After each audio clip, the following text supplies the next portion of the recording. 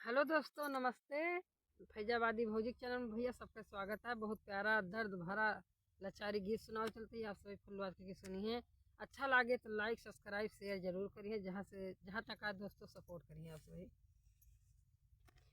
मन के मिलल न सजनवा सुसुकी नारी रोए आंगनवा।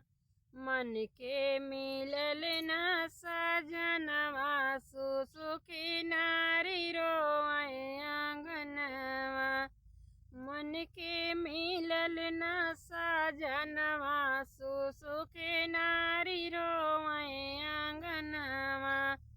काऊ कही हम ब्रह्मा विष्णु के, काऊ कही हम ब्रह्मा विष्णु के। कैसे लिखे मोर करमवा सुसुकी नारी रोए आंगनवा। कैसे लिखे मोर करमवा सुसुकी नारी रोए आंगनवा। मन के मिलल न सजनवा सुसुकी नारी रोए आंगनवा। मन के मिलल न सजनवा सुसुकी नारी रोए आंगनवा।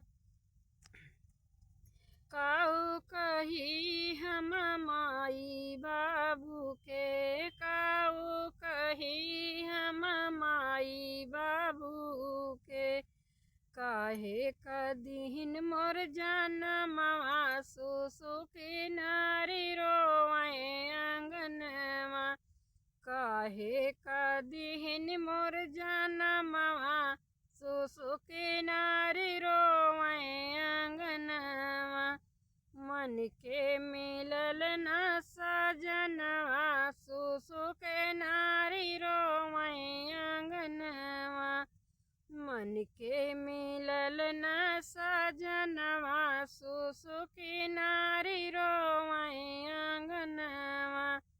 काऊ कही हम सास ससुर के, काऊ कही हम सास ससुर के।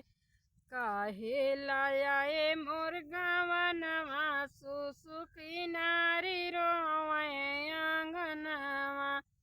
काहे कलाए मोर गवनवा सुसुकी नारी रोए आंगनवा।